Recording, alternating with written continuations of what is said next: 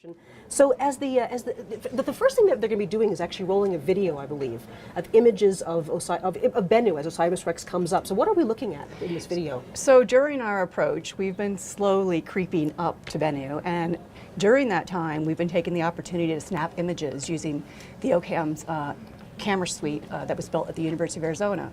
So we've had a very active campaign imaging Bennu as we're approaching the surface, and it's given us an opportunity to really get a sneak peek at what we're about to embark on. So we're getting great images back. We can see the surface has got a lot of boulders, craters, a lot of diversity in the surface. So it's been really exciting.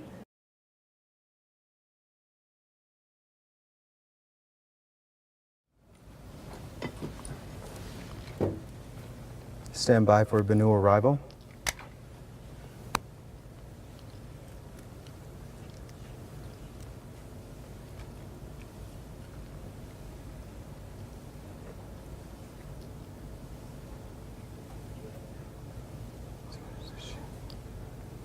So you can see here we have the Doppler residual, so we know the burn is occurring because I'm seeing a change in velocity from the spacecraft. It's gotten very quiet in here. Everyone's whispering.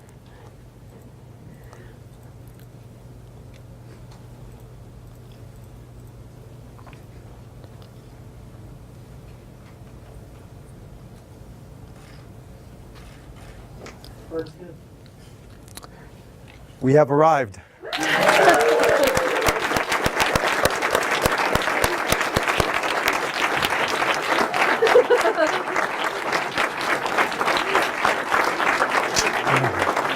Yeah.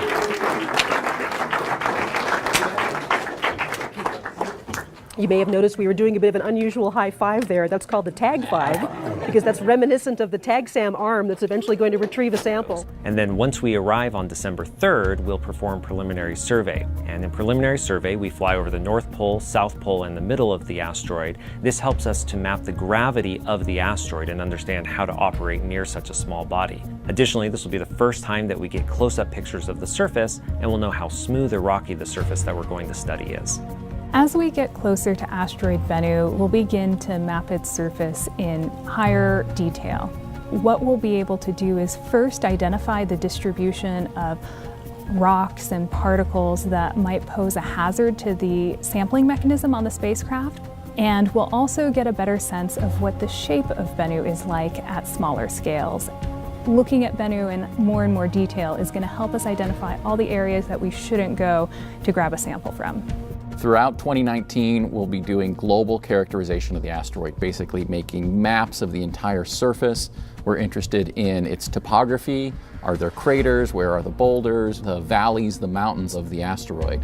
And then we want to understand the distribution of geologic materials. Are we finding different patches of minerals in one location versus another? And why are certain areas have a composition and others may be different? We're going to be looking, most importantly, for areas where we can collect a sample. OSIRIS-REx will collect a sample from Bennu using our TAG-SAM, which is the Touch and Go Sample Acquisition Mechanism. What that is an arm connected to this sampler head that you see here. This is similar in size to an air filter from a car. How this mechanism works is there's compressed gas that is released that will stir up the regolith from Bennu, store it into this canister, which we will then put inside of our sample release capsule and bring back to Earth. We will collect the sample of Bennu in 2020 and return it to Earth in 2023. Once we're in the vicinity of our home world, about 4.5 hours before impacting the top of the atmosphere, the spacecraft spins up and releases that sample return capsule. The spacecraft fires its engines to perform a deflection burn, going off into orbit around the sun, and the return capsule enters the Earth's atmosphere, targeting a landing in the Utah desert.